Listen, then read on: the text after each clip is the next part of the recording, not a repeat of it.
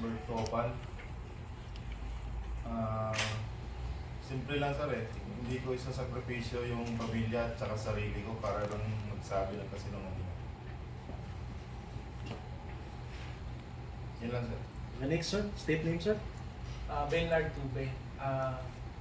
Yung katotohanan po ay nagsasabi po kami na totoo, pero hindi namin siya sakripisyo yung pamilya namin kung hindi ito totoo. Sir. Julita Joseph. Hindi naman siguro kami pupunta dito sir kung hindi naman kami nagsasabi ng totoo. Eh, pamilya namin yung nakasalay dito sir eh. Ito sir, yung sinasabi namin sir, yung nilalakad namin, totoo. At saka nakita mismo ng dalawang mata namin. Yun na sir. Sir. Civil corpus po sir. Lahat ng sinasabi po namin sir ay katotohanan po lang. Wala na pong panahon para magsinungaling. Ang buhay po namin sir ay palubog na yung araw. Yes, sir. Yes, sir. Cecilio Darder Jr. po. Yung ano namin, totoo yung sinasabi namin. Gating sa pamilya namin, siguro hindi naman kami mag-sacrifice ngayon ito. Ang sasabihin namin na hindi katotohanan, siyempre papahamak din yung pamilya namin. Yan lang po. Okay, so next question, sir. Nung lumabas si Gutisa, sir, sa Senate, sir, nakipag-coordinate ba siya sa inyo or wala? Ini po. Sino sasagot dyan? Yung bago siya lumabas, September 24, tinawagan niya ako. Niyaya niya ako na sumama sa lakad niya. Pero dahil sa kagustuhan ko na hindi makialam at saka kuhan, yung gusto ko trabaho lang, ayoko ng gulo talaga sir eh. Wala talaga sa isip ko na magkaganito yung sitwasyon namin eh. Tinanggihan ko siya, sabi ko, Tak, wala pa naman, hindi pa naman kami binibitawan dito eh sa company, kaya dito na lang muna ako. Pero hindi ko alam sir, ang kwan niya kasi sir, ang pagkakaalam namin, sa custom kasi siya eh. Then niyaya niya ako sabi niya mag-VIP kami kay Senator Marcoleta. Tapos tumanggi ako doon. Then pagka umaga, nalaman ko na lang, nasa BRC siya pumunta pala. Yun sir. Sa affidavit ninyo, nilahad niyo yung ICC operations. Dininay ito ni Trillanes pero nung una diniremove pero ngayon parang binawi niya. Pwede niyo bang ilahad sa amin kung ano yung nangyari at that time? Para malinawan lang kami kung ano talaga ito about it. Kung sino lang po ang nandun. Kung isa sa inyo nandun. Kung wala naman. Yung that time na yung sinabi namin na kasama si DOJ at si Trillanes sa meeting, totoo po yun. Nakita po naman Ako po yung driver, ito naman. mga security yung Security. kasama namin na magkasama sa lahat. Doon mismo sa bahay ni Boy.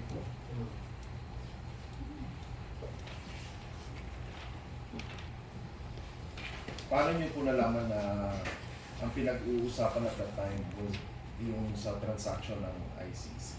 Kami po nag-escort ng ICC. Kaya hindi niya po madidinay na hindi namin kasama yung ICC. Kami po kasi nag-a-assist sa ICC pag dumadating sila. Kami mismo, ang ICC, sumakay dun sa sasakyan namin. Doon mismo na yung dalawang ICC, bumaba mismo dun sa bahay. Wala naman sila pupuntahan na iba, kundi andun na lang. Kasi yung pinasukan nilang gate, andun din sa bahay ni Boy. Pero yung bago pagpasok, ang sabi kasi, sa bahay ni Boy, yung sasabihin doon sa guardia. Kaya kami nakapasok doon sa billet. Kaya niyo nalaman na yun yung Yun yung bahay. Nung nag-abot kayo ng pera sa ICC, direkta ninyo yung inabot sa mga taga-ICC, mga foreigner. Hindi po. Kanino nyo po binigay? Ang ang nakikita lang namin, si Mark kasi yung nagbabayad ng accommodation, yung sasakyan, nasa affidavit naman po yung sasakyan na ginamit po eh. Then yung mga pagkain po nila, si Mark po ang nag-shoulder at saka yung tao ni ST. Sino nga yun? Ronald Diso, yung pangalan niya. Paano nyo nasabi na yung pera na 56 million na dalawang maleta ay napunta sa mga taga-ICC? Wala po kami sinasabi na napunta sa kanila. Pero ang pagkakarinig kasi namin doon sa EA, may paghahandaan na parating, which is yung foreigners na sinasabi nila, na later on nalaman namin, ICC investigator, diba? So kanino dumapo yung dalawang maleta ng 56 million? Ang EA na po ang makakasagot niyan, sir, kasi sila na yung Kausap ng So masasabi ninyo na paano ninyo nasabi na para sa ICC efforts yung Narinig dalawang namin. maleta na yun? Narinig ninyo? ay, napagkuhan namin, sir, kasi pinaghahandaan nila yung yung foreigners na parating eh. Tapos yung foreigners na yan, sir, yung unang dating niyan, kami nagsundo yan sa sa Terminal 3 sa NAIA. Then, ang ginawa nila dito, nag-ocular muna yan sila sa Manila, kung saan yung mga patayan sa drug war na PGK ba yun. Then, bumalik ulit sila, umuwi. Then, bumalik ulit ng 2024. Doon na po nagsimula yung interview nila sa mga witnesses po. Para kanino kaya yung pera? Bakit kailangan ng mahigit na 100 million para sa ICC efforts? Hindi po namin alam, sir, Basta yun lang yung nasa affidavit na sir. TA na po yung mga EA na po yun. na alam ng transaction. Naglakad ba kayo ng mga chicks para sa mga foreigner? Wala. Wala. Wala.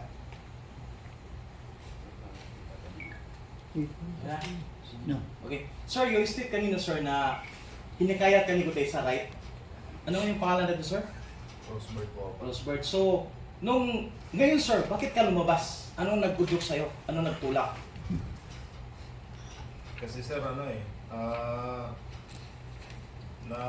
nainis ako doon sa Totoo lang yung panggigipit nila doon sa sa grupo namin doon kay boss Kasi inintak kasi kami, sir. Ngayon, gusto nila kaming ilipat sa agency.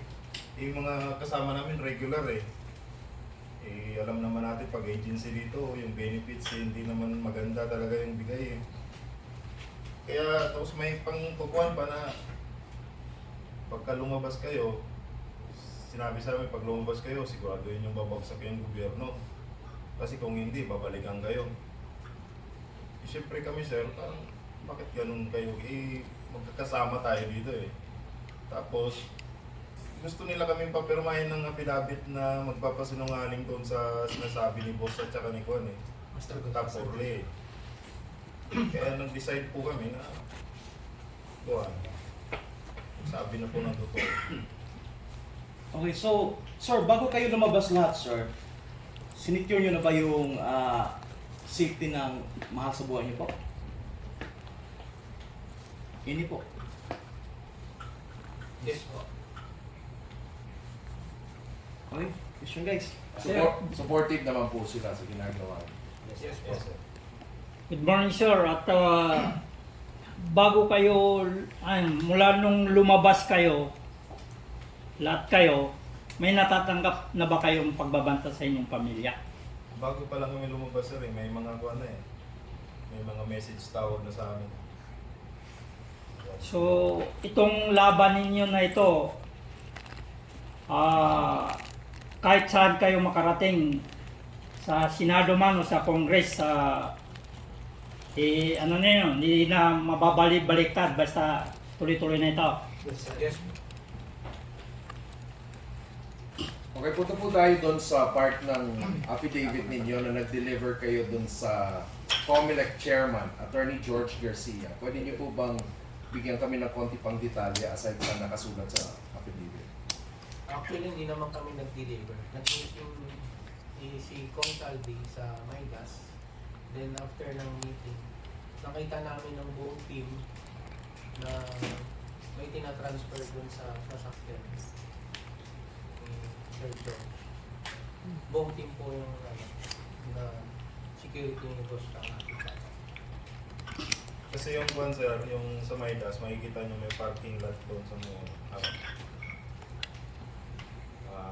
makikita namin doon sa na nililipat yung kwan. Kasi kami na galat lang kasi kami sa kwan sir. May meeting doon sila. Naka-perimeter lang. Kaya nakikita namin na may nililipat. Tsaka may tumutulong din sa isa sa amin na mag-work. Anong dahilan bakit kailangan bigyan ng pera si Chairman George? Yun ang ginagawa namin. Para kayo mandaya sa election? Before election ba to or during election? After. May before din, may after. Yung, nabanggit nyo rin yung mga may involved din na pera doon sa tuwing nagkakaroon ng Quadcom na hearings. Totoo Can you po tell yun. us about it? Totoo po yun. Kasi tuwing pupunta kami ng Congress, kasama namin yung isang bonnet na IS na may dalang pera. Kasama po doon yung mga executive boss papuntang Congress. Yun po. Yung bigay ninyo na envelope kada hearing yun at kada membro ng PADCOM. Hindi po namin matandaan kung taga-hearing ba or kasi sa dami po ng transaction, hindi na namin maalala yung iba. Sir, yung dinideliveran ninyo ng mga mali-malita, so ma-identify nyo kung sino talaga yung mga dinideliveran ninyo. Ma-identify po. Kasi sinasabi naman po ng kasama namin yung executive kung kanino po mag-deliver. Gaano po karami yung delivery doon sa kay Martin Romualdez, dating Speaker Martin Romualdez? Marami po. Gaano kadalas? Pwede nyo ikwento yung mga circumstances niyo? Yung sa time ko po, yung 2022 po, sa isang linggo, sir, minsan abot yung may 3 decision labor po sa bahay na po, sa 42 McKinley Road po, sir. Saan nanggagaling yung pera? Sa bangko ba? Yung mostly yung gagaling, sir, iba-ibang tao yung nag-deliver doon sa Baliber sir, sa bahay ni Boss Salico. Saan galing itong mga tao na to? Bangko o government agency? May bangko, May bangko, may government, ano din, sir. Anong government agency kaya galing itong mga tao na to? Hindi namin kasi. Nasa affidavit na ako, sir. Yung ano. Tulad nung example ni Juan sir, ni Taporli na may nag-deliver na congressman doon sa Valle Verde. Ganon po ang nangyayari ko. Naghahatid sila doon, tinakonsolidate doon, lipat sa Horizon. Din sa Horizon, ang gagaling sir, may hatira na naman po na Wow, so ibig sabihin manggagaling sa congressman tapos ibibigay rin sa congressman. Parang pyramid scheme ah. hindi namin alam sir eh.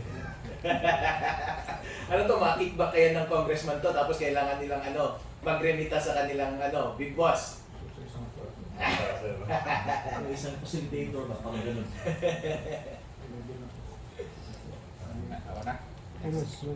Sir, nabanggit ni Attorney Libby Balikot nung nag-submit ng affidavit sa Ombudsman na isa sa mga dahilan o nagudyog ng paglabas ninyo ay dahilan sa isang insidente sa kasama ninyo na namatayan ng 2 years old na bata dahil sa kawalan ng gamot sa ospital. Totoo po yun. Ayan. Pwede niyo po ba mailahad sa amin para alam ng taong bayan yung... Kasi sir,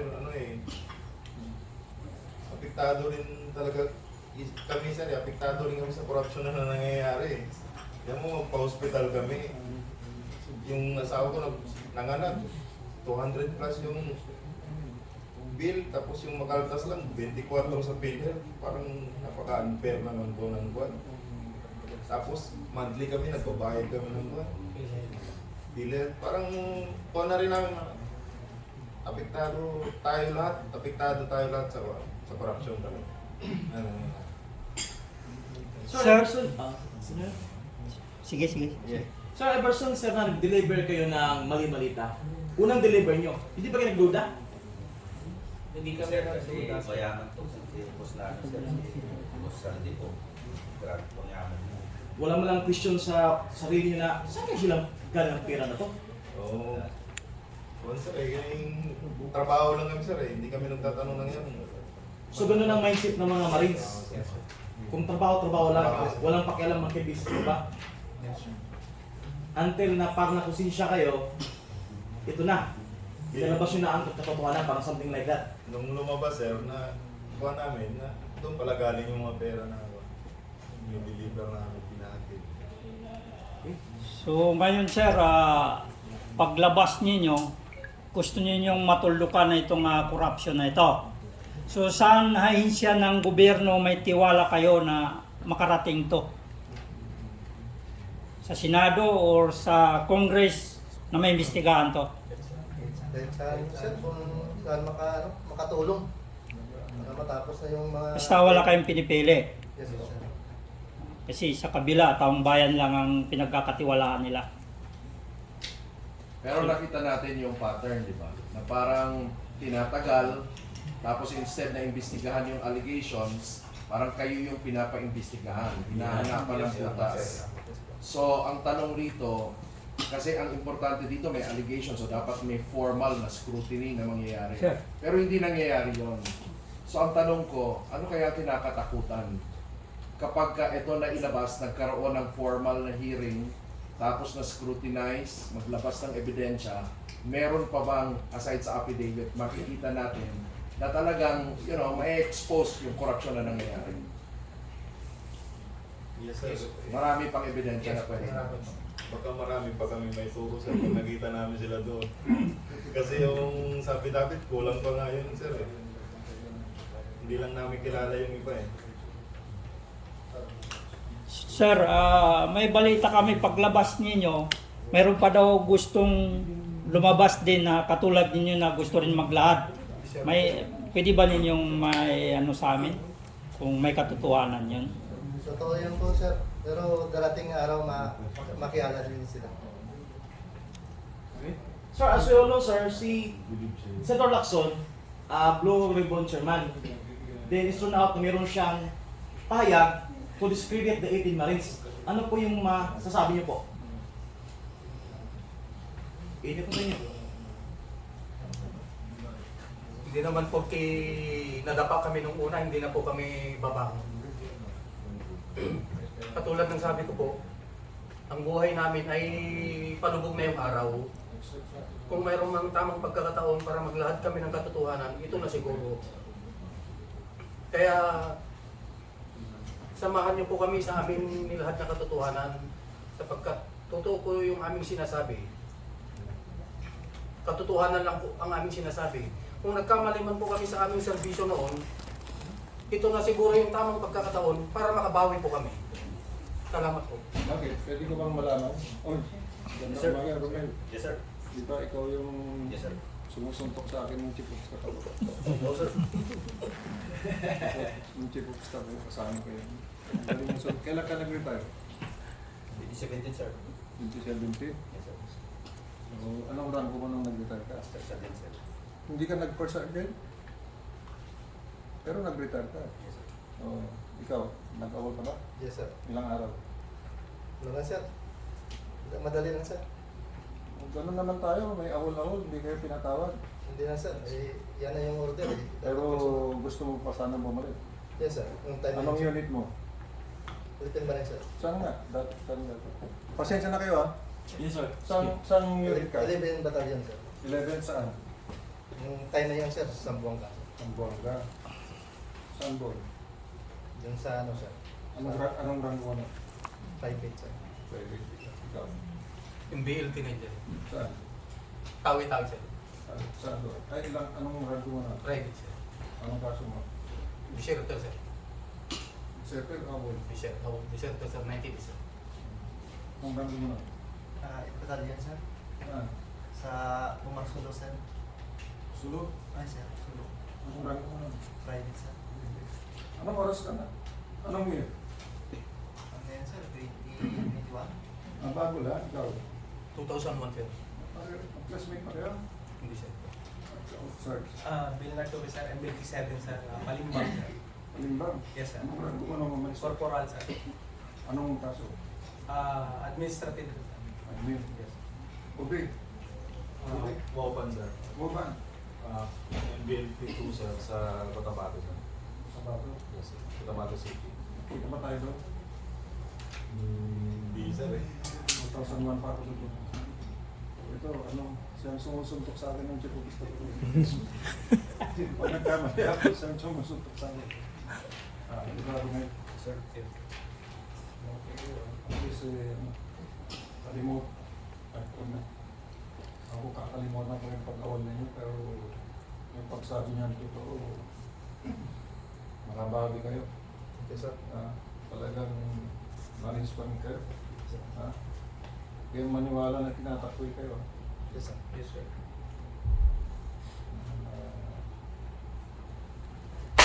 Ang gusto lang natin, ma-imbestiga kayo, kaya yung pinapakita natin. Yes, sir. Pinapakita natin kung anong nagserbahan, di ba? Masama ba magsabi ng, halimbawa, pinagpatrolya kita at nag-report ka sa akin, anong gagawin ko? Kung ako yung platoon commander mo, Mananiwala ka, sir, sa sasabihin. maniniwala ako o tanungin ko yung iba, di ba? Yes. Ganun lang yun eh. Kaya patunayan natin. Salamat sa pagtindig ninyo, ha? Buwa! Sige, pasensya na kayo, ha? Salamat, sir. Salamat sa pagpunta. Anong ano ka? Vlogger po, sir. Vlogger kayo lahat? Opo. Apo. Oh. Ako, sir, Gold Star.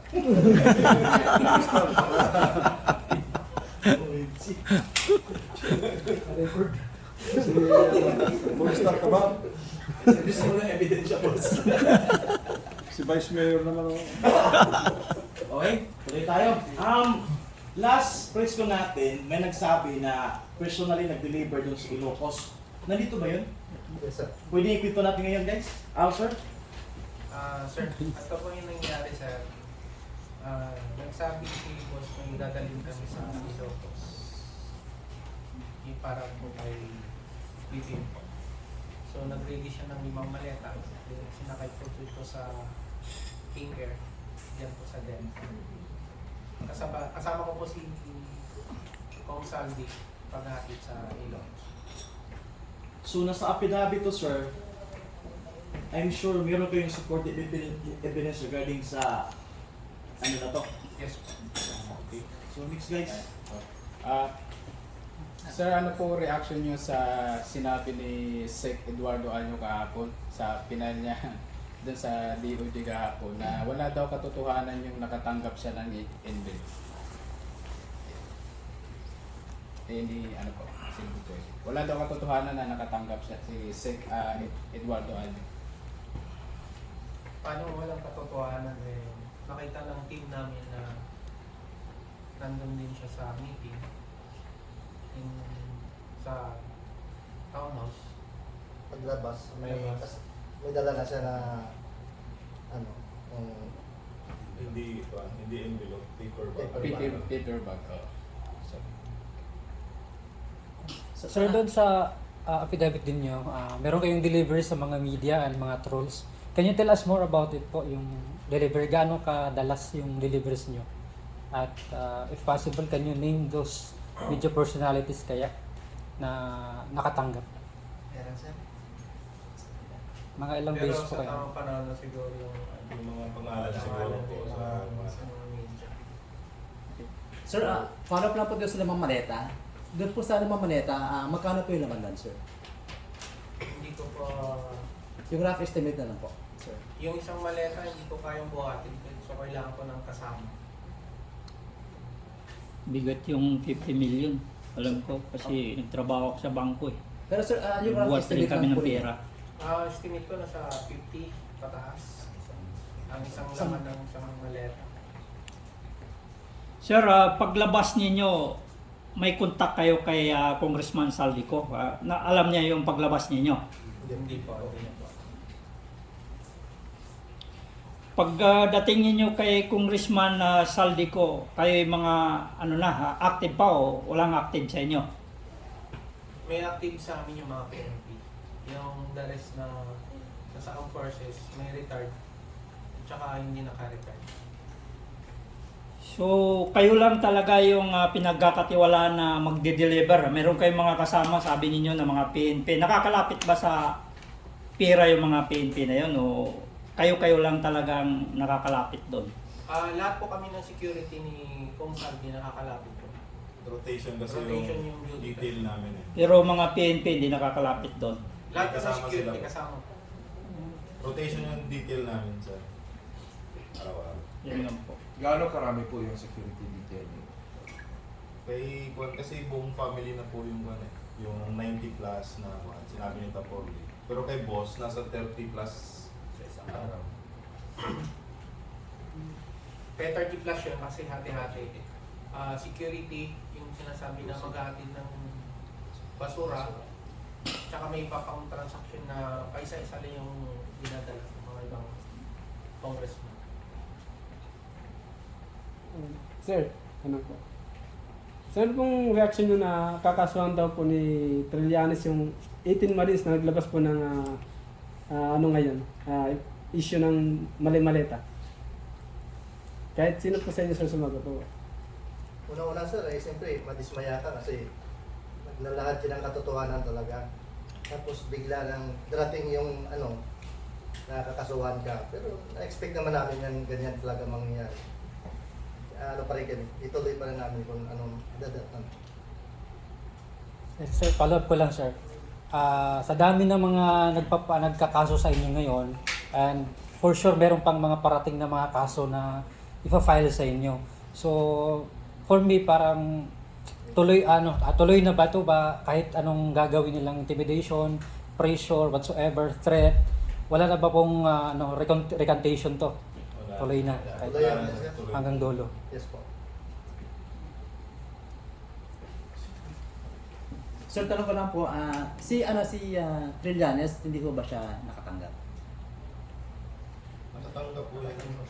Kasi lagi friend po yan siya sa town house. Naka-meeting. Tapos meron ding isa sa kasamahan namin po, hindi lang po nakasama. Na mismo sa bahay po na inatid po natin. Saan po yung bahay niya, sir? Hindi pa namin Yung kasama namin sana makakasagot kaso tinanong niya yung family niya. Yeah, may sagot sila kanina. Antipulo. Next. So walang sa inyo kahit isa sa inyo na personal talaga na kilala si Trillanes. Kilala na po si Sarian. Yung bang kadikit mismo report ka o walang ganun sir. Basta kilala lang. Kakilala. You mean close? Oh, yun. Ibig ko sabihin. Any question? Yung kay Laila de Lima daw, hindi daw siya congressman noon, saka nakakulong daw siya noong panahon na sinasabi ninyo na tumanggap siya ng pera. Paano namin siya nakita, sir, sa town house kung nakakulong pa siya? Pagkalabas ata niya yun sir. Pagka nakalabas na siya. Then yung ongoing ata yung hearing sa quad kumata yun sir na nandun nga si Kuan eh. FPRRD nun, di ba? FPRRD, si Trillanes. Tapos may father ata yun na tapos si Trillanes. Congressman ba si Leila, no? Hindi pa po ata eh. So witness siya? Parang gano'n na. So pwedeng yung pera ay bayad bilang witness? Siguro sir, kasi before nun, tsaka after, nakita na namin siya sa town house. May affidavit kayo doon sir sa Quadcom na yun na nandoon si PRRD. Sabi dahil wala. Wala po, pero yun yung naalala namin. So kaya niyong i-prove sir na tumanggap talaga si Dilima? Oo, Yes, sir, nakita namin. Nakita namin. Okay. Gamutan. Ito tayo sir, tanong no? Ano mapanawagan niyo sa taong bayan para suportahan kayo? Kuan lang sir, papasalamat lang namin sa mga naniniwala po at sumusuporta. Yan lang. Sige po, kayo, ibuhos ninyo yung para makarating sa ating mga kababayan yung hinaing ninyo na matapos na ito, matulukan na ito. Dahil sabi sa kabila, tanging taong bayan na lang yung inaasahan nila. So sige po, ipanawagan po ninyo. Nanawagan po kami sa taong bayan na suportahan kami na yung sinasabi namin is totoo at katotohanan lamang. Yun po, sana suportahan niyo po lang kami. Isa-isa para Kaya po sir. Kaya sir. Sana sa ending na yan guys, na ganyan tanong. Sir, tanong ko lang po, kasi panood ko yung interview ni Jessica Soho sa inyo. Totoo ba na may senador na nakatanggap din ng pera? Nasa affidavit. Nasa affidavit po. So, pwedeng malaman kung ilan na senador ang possible. Nasa affidavit sir, Sir, hindi na maalala kung ilan sila. Pero, Super. so meron po talaga. Yes. So ano yung criteria para makatanggap ang isang Senado? Out of the 24, bakit yung lang nakatanggap at yung iba hindi tumatanggap? Hindi namin sponsor. Basta ang alam namin, para doon, hatid namin. Yun lang kuha namin sir eh. Ang EA kasi ang sponsor eh.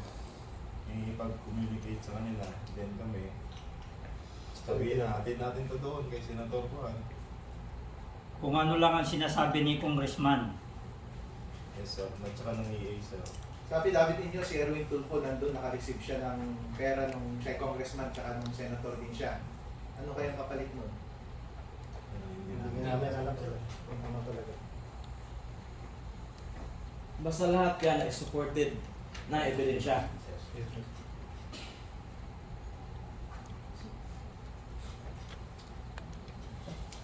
Sige, yes, kayo. Huwag yung ending question ha. Sa ending na yun. Sir, kapag nag-deliver po kayo ng pera, sino po yung mga nag-receive ng mga pera? Meron po bang yung tao na talagang diretso na inaabot niyo yung pera?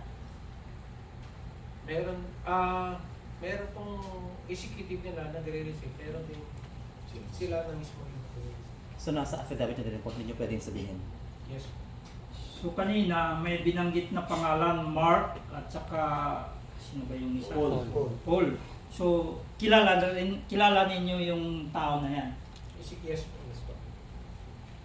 Tao talaga ni Kong. Yes. Araw-araw namin nakakasama yun. So yan yung pinagkakatiwalaan na tumatanggap ng pera. At saka nagdi-deploy ng pera. So ibig sabihin, doon pa nanggagaling ni Mark at saka na ito, dadalhin ninyo doon, hindi mismo kay Congressman. Yes po. Tuwing mag-deliver kami si sir. Kasama talaga yung dalawa yan. Kung hindi si Mark, si Paul yung kasama namin. Tuwing mag-deliver. Kasi sila yung may access doon kung saan namin i-deliver. Kung sino ang tao pupuntahan. May idea ba kayo kung saan na yung dalawang tao na yun? Sa ngayon po, wala kami alam. Si Senator Loren Legarda nagtatanong bakit daw siya sinama, ikakampi natin yung anak niya na si Lian na mag-expose ng katiwalian sa bansa natin. Bakit niyo sinama si Senator Loren Legarda? Totoo naman sir na drop kami ng 2 maleta doon sa bahay niya. Kasama mismo si Kungsal. Ano kayang usapan nila? Ano ba? Mas lalong tumatatag ang kredibilidad ninyo, hindi ba? Kasi kung iniimbento nyo yan, hindi nyo isasama yung apektado ang kakampi natin, hindi ba? Yes po. Actually sir, hindi man namin alam kung sino kakampi yung katotohanan na talaga yung namin. Kami nakikita. Yun ang kakampi natin, boss, katotohanan.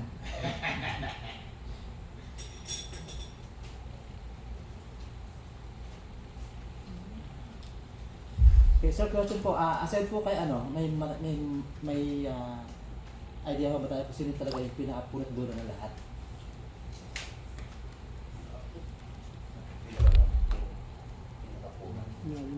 Pinakapunan. Nasa affidavit naman po.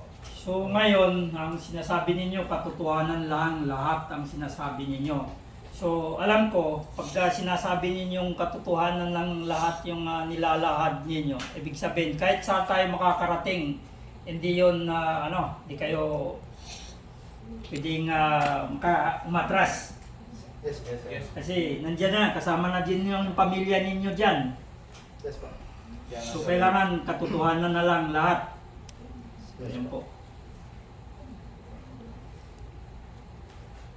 Sige guys, sugan ninyo.